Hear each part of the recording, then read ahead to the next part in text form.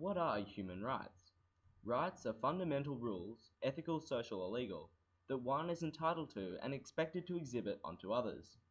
Human, any member of the Homo sapiens race. So human rights are the fundamental rules, ethical, social, or legal, that any one human is entitled to and expected to exhibit onto every other human. Human rights have developed over the course of history, with many key moments influencing the future outcome of said rights. The foundation of human rights covers a multitude of different human factors, and each of these has developed separately of each other, with few incidents where these rights have been linked.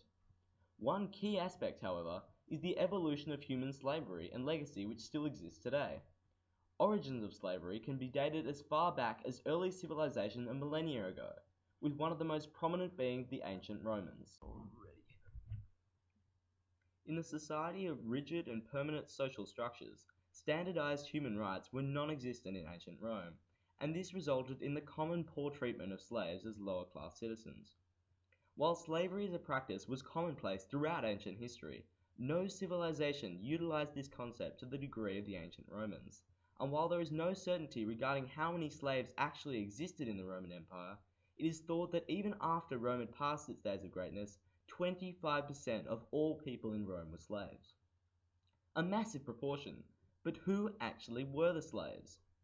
Well, history records that many slaves were those captured in battle that were sent back to Rome to be sold, or abandoned children who were simply brought up as slaves due to their impoverished state.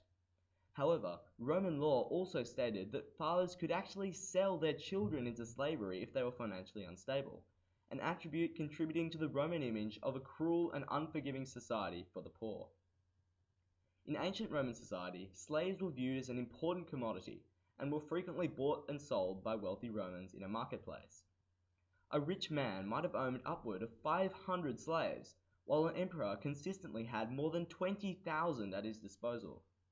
As such, slaves were considered vitally important to the wealthy of ancient Rome, as they were involved with assisting their masters in practically all aspects of their waking lives, allowing the wealthy to lead the affluent lifestyles that they did. As such, at least in the Republican period, slaves in ancient Rome had no rights or personal freedoms and were always subject to the whims of their own owners. Slave owners in the Republic even had the right to kill and mutilate their slaves on a whim. However, in evidence of the evolutionary nature of human rights over time, imperial laws later took rights such as this away, though in practice this law could be largely ignored. As the empire changed, and social conditions along with it, the spread of slavery slowed and transformed as Christian policies helped alter the conditional mindset of society regarding slavery. Similarly, as Roman military objectives altered from conquest to border defense, the continual mass influx of new slave labor provided by captured enemies ceased, and the nature of labor shifted from the whims of a central imperial power to local lords and feudalism. This brought about a new condition of peasant labor, where the majority of slaves were no longer necessarily owned, rather tied directly to the land possessed by these new local lords. As such, this evolution from ancient slavery to Middle-Age European serfdom represented a significant amendment in the rights of slaves, although not necessarily for the better. On the 6th of April, 1199, King John came into power of England. His reign was described as royal schizophrenia by historians such as Warren and Turner. This implies that he was an indecisive and a poor king. John would tend to blame the wrongs on the barons, stating that he had taken counsel with them as an excuse for a bad decision. In the feudal system, the king had power over all, the highest tier of class besides the church. At the bottom are peasants and serfs, who really had no recognition of rights, even more so for serfs who were bound to an overlord. This, along with the conflict between the barons and the kind, caused turmoil, and in 1215 the barons came onto King John with a document, the Magna Carta, to sign. Its contents entailed that the king's power was limited, and ensured the rights of men, which did not free, but acknowledged the rights of serfs and peasants. And so, through medieval history and the signing of the Magna Carta, the rights of human beings had been recognized in a formal document, and the concept of slavery identified as being inhumane. However, despite this formal recognition, it only limited the power of the king. Therefore, slavery was not eliminated with just one signature. This did not deal with the abuse of power of individuals in society, besides the king, and the concept of ranking in society still limited the free will of lower caste peasants, who had become slaves. This continued into modern times, with both the French and American revolutions emerging, with lower class members of society, French peasants and African Americans respectively, still being enslaved, until an instigator took a stand.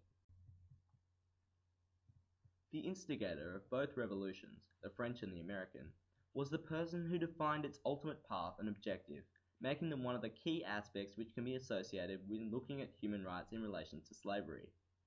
Although both of these modern revolutions provide an intriguing insight into the development of human rights regarding slavery, the American Revolution provides a somewhat clearer and more defined motive, making it an excellent example for analysis. As seen through both our ancient and medieval examples, the concept of slavery has developed through time, and has generally been associated with people of a lower class or socio-economic background.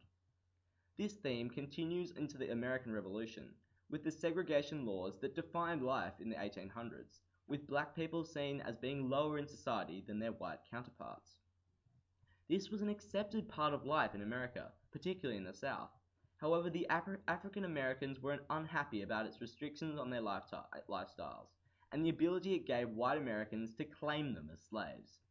It wasn't until Abraham Lincoln became president and announced his plans to end slavery nationwide that the rights of African American slaves became a potential reality. Over time, support grew for this cause. However, Lincoln had difficulty convincing the government that it was the right course of action. He had much of the African American population behind him, and with a final push was able to successfully embody the Emancipation Proclamation on the January 1st, 1863, banning all slavery across America. This change in society had an immediate effect, with John Hay, Lincoln's secretary, saying that everyone seemed to feel a new sort of exhilarating life. The President's proclamation had freed them as well as the slaves. At the core of this document was a single phrase that recognized the right to be free from slavery, that all persons held as slaves within any states, or designed part of the state, the people whereof shall be in rebellion against the United States, shall be then, thenceforward, and forever free. And so the right not to be bound by slavery was recognized by the biggest nation in the world, freeing thousands of slaves and improving the livelihood of once American slaves for good.